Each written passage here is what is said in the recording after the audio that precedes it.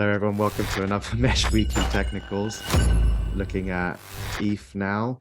On the high time frames of the yearly, we're seeing price rejecting at 1,830. A breakdown confirmation, I would say, from the level of the 1st of Jan last year. As I said, there's from BTC, we've still got 7 months left of the year, but it's a good idea to just understand what our macro picture is. Going down to the 6 months, once again, mirroring the 12 months, just like BTC is.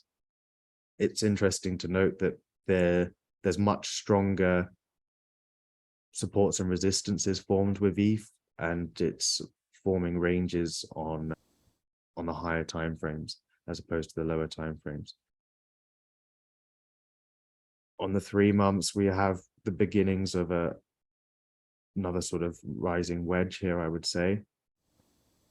And this is just showing the confirmation of that breakdown is now occurring, which we've seen on the lower time frames. It's now occurring on the higher time frames. So we've got it on the 3 months, we've seen it on the 6th and 7th, and likewise with BTC's M3 time frame, we had just a closure above that key level of 1,750, and we're seeing that volume die off. So a lot of sell liquidity here.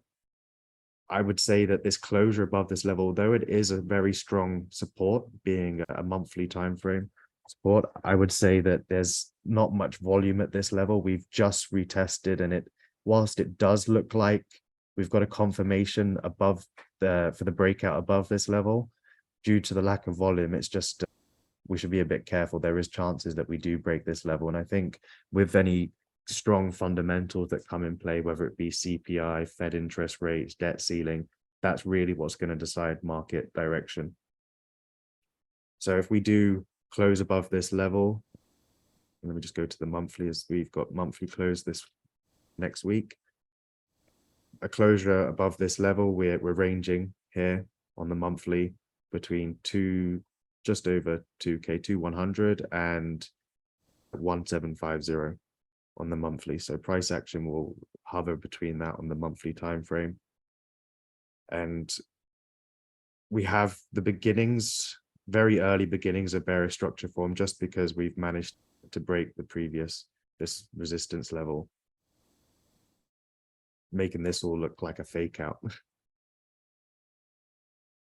On the weekly, a little bit different, very bearish, looking very bullish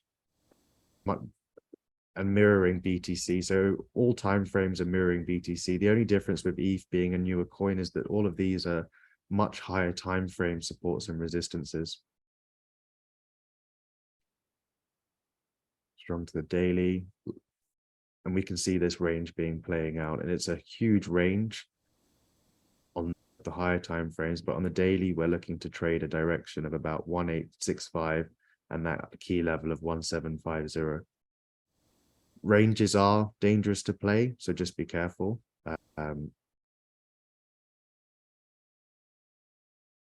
4 hour, we're seeing actually I would say a retest of this level at this current moment.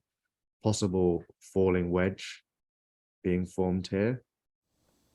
So it's looking very bullish actually on the 4 hour. And what I would say is why that differs from BTC is more because as BTC's dominance falls, we see that capital start to circulate from BTC into the larger cap alts like ETH, and then moving into sort of smaller cap alts after that.